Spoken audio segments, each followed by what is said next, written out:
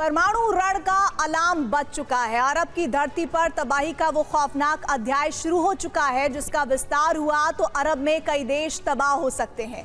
6 एटमी sites, 12 घंटे और पूरे मिडिल ईस्ट के वजूद पर मंडराता रेडिएशन का काल। आधी रात को जब दुनिया सो रही थी तब ट्रंप और नेतन्याहू के बंकर बस्टर बमों ने ईरान को दहला दिया। अराक, अरदकान, इस्फहान, नतांज और बुशहर, ईरान के इन 5 परमाणु किलों पर अमेरिका, इजराइल ने वो बारूद बरसाया कि अब यूरेनियम के संवर्धन से ज्यादा रेडिएशन के विस्फोट का डर मंडराने लगा है। 500 किलोमीटर के दायरे में Iraq, Turkey, Azerbaijan, Turkmenistan, Afghanistan, Pakistan, Oman, UAE, Saudi Arab, Kuwait और सीरिया आ सकते हैं। हालांकि रेडिएशन की तीव्रता न्यूक्लियर प्लांट पर हुए हमले पर निर्भर करेगी, लेकिन एक अनुमान के मुताबिक ज्यादा से ज्यादा 500 किलोमीटर तक रेडिएशन फैल सकता है, जिसमें ईरान के पड़ोसी देशों तक रेडियोधर्मी विकिरण पहुंच सकता है। 20 किलोमीटर तक जा सकता है, जबकि नतांज और इस्फहान से रिसाव 20 से 50 किलोमीटर तक जा सकता है। लेकिन बुशहर से आगे 500 किलोमीटर तक फैलने का खतरा है, जिसमें हजारों लोगों की जिंदगी पर बड़ा संकट है। ईरान की 5 न्यूक्लियर साइट पर हमला होने से अरब में परमाणु रण का अलार्म बज गया है। सबसे पहले अराक पर हमला किया गया, जो भारी जल अनुसंधान रिएक्टर है। ये 40 मेगावाट का रिएक्टर है। यहां से प्लूटोनियम 239 निकाला जाता है। इसके बाद अरदकान पर हमला हुआ, जो येलो केक प्रोडक्शन प्लांट है। इस जगह कच्चे यूरेनियम की प्रोसेसिंग होती है। हमले में मुख्य प्रोसेसिंग यूनिट तबाह हो गई। और इस्फहान के यूरेनियम कन्वर्जन प्लांट पर भी अटैक हुआ, जहां येलो केक को UF6 में बदला जाता है। अटैक में मेटल रिडक्शन यूनिट खाक हो गई और नतांज पर हमले में यूरेनियम संवर्धन केंद्र को नुकसान पहुंचा है। इस दरमियान सेंट्रीफ्यूज मशीनें तबाह हो गई। अब रेडिएशन फैलने का खतरा मंडरा रहा है। बुशहर न्यूक्लियर पावर प्लांट पर भी अटैक हुआ, जिससे प्रोजेक्टाइल रिएक्टर ध्वस्त हो गया। रेडिएशन फैलने का खतरा मंडरा रहा है। डिमोना पर ईरान के हमले से इजराइल में बड़ा संकट पैदा हो गया है, जहां से इजराइल के नेगेव एटमी सेंटर की दूरी 13 किलोमीटर है। ईरान ने पहले डिमोना पर अटैक किए, जिसकी आबादी 40,000 है। इसी दौरान नेगेव एटमी सेंटर से 30 किलोमीटर दूर पड़ने वाले अराद टाउन पर भी अटैक हुआ, जिसकी आबादी 30,000 है। ईरान ने डिमोना पर हमला करके नतांज एटमी ठिकाने पर हुए हमले का बदला लिया है। इस दौरान नेगेव सेंटर के पास मिसाइलें गिनी थी। इस हमले से रेडिएशन फैलने का डर है। एटमी प्लांट से 30 से 40 किलोमीटर तक रेडिएशन फैल सकता है। दोनों टाउन तक पहुंच सकता है ये रेडिएशन, जहां रहने वाले 70,000 लोगों की जिंदगी पर खतरा मंडरा रहा है। ईरान दुनिया को लगातार चौंका रहा है। ट्रंप ने ईरान पर हमले से पहले जैसा सोचा था, परिणाम ठीक उसके उलट है। इजराइल और अमेरिका की लगातार बमबारी के बावजूद ईरान का हौसला खत्म नहीं हुआ। झुकने की जगह ईरान अमेरिका को युद्ध के लिए ललकार रहा है।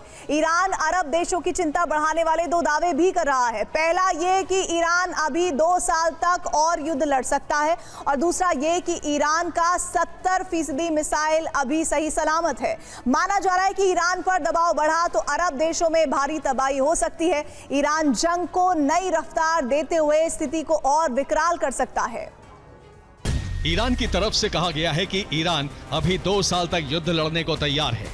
ईरान ने दावा यह भी किया है कि अभी ईरान की 70% मिसाइलों का स्टॉक बचा हुआ है। अमेरिका ने माना है अब तक हथियारों का सिर्फ 1/3 हिस्सा खत्म हुआ है।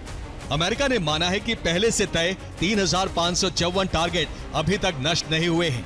ईरान की सेना के कई ठिकानों को जल्द नष्ट करने की कोशिश होगी। अमेरिकी मीडिया की रिपोर्ट के मुताबिक युद्ध में अब तक 13 अमेरिकी सैनिकों की मौत हुई है। 303 अमेरिकी सैनिक जंग में जख्मी हुए हैं। 10 अमेरिकी सैनिकों की हालत गंभीर है। हॉर्मुज़ को ईरान के नियंत्रण से मुक्त कराने के लिए अमेरिका 3 चरणों में हमला कर सकता है। पहले चरण में F-35 स्टेल्थ फाइटर जेट का इस्तेमाल हो सकता है।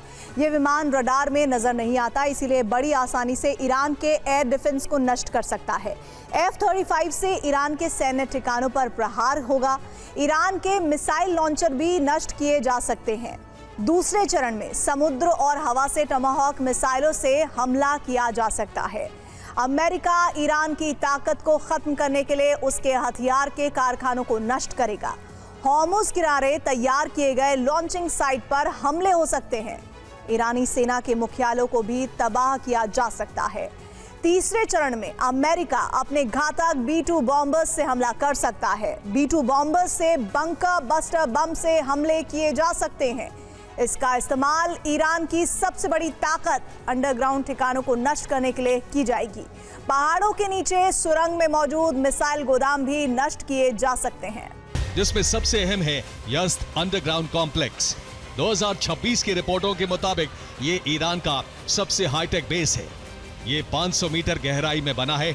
यहाँ हाइपरसोनिक मिसाइलें लॉन्च की जा सकती हैं।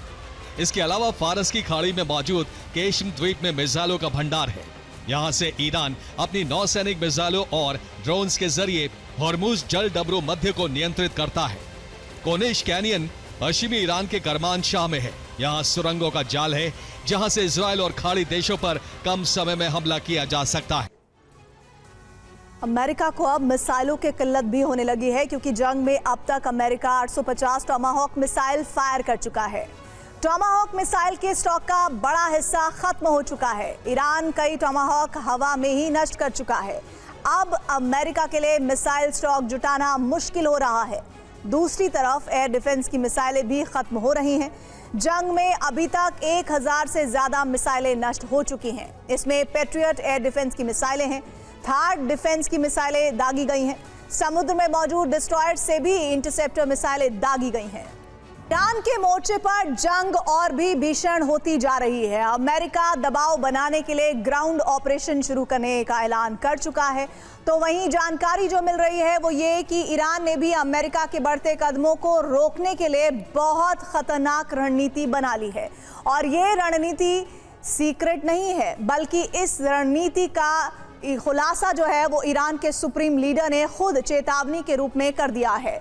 अब सवाल उठ रहा है कि ये ईरान की रणनीति में टारगेट क्या है और ये रणनीति किस तरह कामयाब होगी।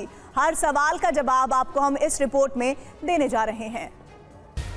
यही नहीं, दावा यह भी है कि कुवैत के बुबियान द्वीप पर भी ईरान ने मिसाइलें दागी हैं।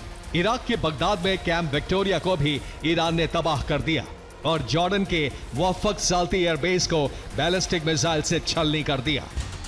कुवैत के इंटरनेशनल एयरपोर्ट पर ड्रोन हमले हुए, जिसमें कुवैत में खड़ा अमेरिकी रडार सिस्टम नष्ट हो गया। इसके अलावा शुवैक पोर्ट और मुबारक पोर्ट भी ईरानी बमबारी में धधकने लगे।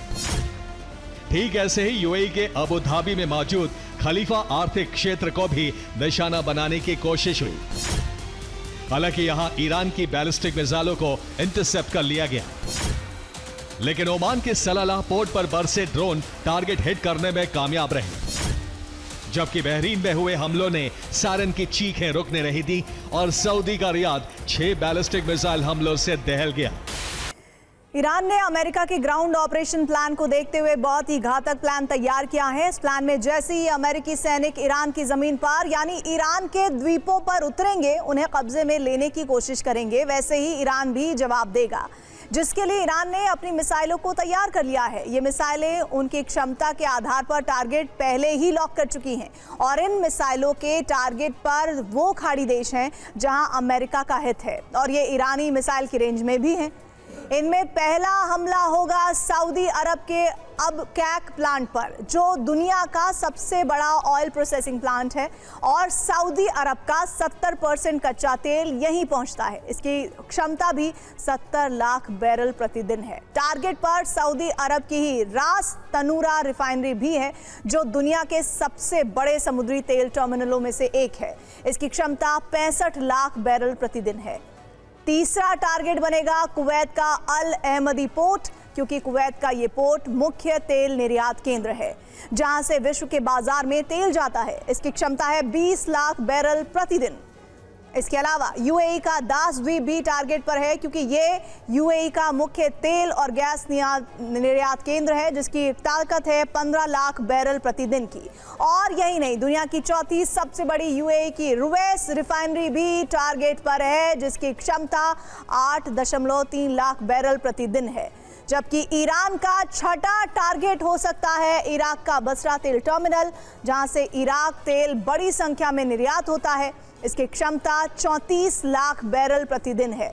और कुवैत की अहमदी रिफाइनरी भी टारगेट पर है, क्योंकि यह क्षेत्र तेल ही नहीं, गैस के उत्पादन के लिए भी जाना जाता है। ट्रंप की डेडलाइन खत्म होने से पहले ही इजराइल ने ईरान पर बहुत बड़ा हमला कर दिया। तेहरान और इस्फहान के परमाणु ठिकानों पर मिसाइलें और बम बरसा दिए। इजराइल ईरान के उन ठिकानों पर हमला कर रहा है जहां यूरेनियम छिपा होने का शक है। उधर समंदर में भी हलचल बढ़ गई है। यूएसएस जेराल्ड आर फोर्ड और यूएसएस अब्राहम लिंकन के बाद अब यूएसएस जॉर्ज एच.डब्ल्यू. बुश को भी यूएस सेंट्रल कमांड में भेजा जा रहा है। इस बीच ईरान ने भी अपनी मिसाइल ताकत दिखा दी है। मतलब साफ है कि ये युद्ध अब और खतरनाक होने की तरफ बढ़ रहा है। इजराइल इस वक्त ईरान के यूरेनियम भंडार को खोजने और खत्म करने के लिए स्पेशल ऑपरेशन चला रहा है। उसके टारगेट पर 4 बड़े परमाणु ठिकाने हैं, इस्फहान, बुशहर, नतांज और फोर्दो। इन सभी जगहों पर ईरान ने जमीन के नीचे गहरे बंकरों में यूरेनियम और संवेदनशील उपकरण रखे हैं। इसी वजह से इजराइल इन ठिकानों पर लगातार हमले कर रहा है। खासकर सुरंगों और एंट्री पॉइंट्स को निशाना बनाया जा रहा है। इजराइल के हमलों में ईरान को 2 बड़े झटके लगे हैं। पहला झटका जनरल अहमद वाहिदी, जिन्हें 1 मार्च 2026 को IRGC का कमांडर इन चीफ बनाया गया था, रिपोर्ट्स के मुताबिक इजराइल के हमलों में मारे गए। और दूसरा झटका मोहम्मद अली खुदाबख्श, जो इस्फहान में IRGC एरोस्पेस फोर्स के एयर डिफेंस डिवीजन के कमांडर थे, उनकी भी मौत हो गई है। रिपोर्ट के मुताबिक उनके साथ उनकी पत्नी और बच्चा भी मारे गए। दरअसल ईरान के विनाशकारी शस्त्रागार में अभी शाहिद 136 ड्रोन का बड़ी संख्या में भंडार है। और ये ड्रोन कामयाब इसलिए हैं क्योंकि ये सस्ते ड्रोन झुंड में हमला करते हैं और इस तरह swarm drone attack air defence को चकमा देने में कामयाब हो जाते हैं। ऐसा ही दूसरा हथियार है होवित्ज़र क्रूज मिसाइलें, जिसका बड़ा भंडार ईरान के पास है। ये मिसाइल जमीन से कुछ ही ऊंचाई पर उड़ान भरती है, जिससे इन मिसाइलों को ट्रैक कर पाना ही लगभग नामुमकिन होता है। इसके अलावा ईरान का ब्रह्मास्त्र है फतेह हाइपरसोनिक मिसाइल, जो बड़ी संख्या में लॉन्च रेडी है। ये मिसाइल आवाज से कई गुना तेज रफ्तार से टारगेट पर हमला करती हैं और इनकी गति किसी भी महंगे एयर डिफेंस सिस्टम को नाकाम कर सकती है। वक्त बीतने के साथ आखिरकार जंग में हूती की एंट्री भी हो रही है। ईरान पर हमलों की शुरुआत के बाद से ही सबसे पहले हिजबुल्लाह के इजराइल पर हमलों की शुरुआत हुई थी, लेकिन हूती खामोशी के साथ जंग पर नजर रख रहा था। अब हूती ने भी हमलों की शुरुआत कर दी है। हूती का एक्टिव होना खतरे का बड़ा सिग्नल है, क्योंकि ईरान होर्मुज के बाद लाल सागर रूट को भी बंद करने का मिशन शुरू कर सकता है। इजराइल पर बैलिस्टिक मिसाइल से हमला हुआ, बीर शेवा और कई शहरों में मिसाइल का अलर्ट जारी हुआ। मौजूदा जंग में यमन से इजराइल पर यह पहला प्रहार था। यमन से हूती के हमलों की शुरुआत हो गई है। लेबनान से हिजबुल्लाह लगातार हमले कर रहा है। गाजा से हमास बार बार हमले की कोशिश में है। सीरिया में ईरान समर्थित ग्रुप एक्टिव हो चुके हैं। बाबल मंदेब भी हॉर्मुज की तरह ही बेहद संकरा रास्ता है और तेल सप्लाई रूट के लिए बेहद अहम है। ये जलमार्ग यमन और जिबूती के बीच लगभग 26 किलोमीटर चौड़ा है और लाल सागर के दक्षिणी प्रवेश द्वार पर मौजूद है। बाबल मंदेब को ईरान का दूसरा हॉर्मुज माना जाता है, क्योंकि हूती की वजह से यहां भी ईरान का कंट्रोल है। हर साल 20,000 से ज्यादा जहाज इस रास्ते से गुजरते हैं। 2018 में यहां से हर दिन करीब 6.2 मिलियन बैरल तेल और पेट्रोलियम उत्पाद गुजरते थे, जो दुनिया के समुद्री तेल व्यापार का करीब 9% है। ईरान का प्लान एक बड़े समुद्री रूट को बंद करने का है। हॉर्मुज स्ट्रेट को ईरानी सेना बंद कर चुकी है, तो वहीं बाबल मंदेब स्ट्रेट को हूती के जरिए बंद करवाया जाएगा, जिससे तेल रूट बंद हो सकेगा। तेल रूट बंद होते ही दुनिया में तेल के लिए हाहाकार मचेगा। ईरान इस तरह से अमेरिका पर दबाव बनाने का प्लान कर चुका है। छापे के इस खबर से यह भी साफ हो गया है कि लेबनान में ग्राउंड ऑपरेशन शुरू हो गया है। इजरायली सेना जमीन पर आगे बढ़ रही है। हिजबुल्लाह के ठिकानों तक सेना पहुंच रही है।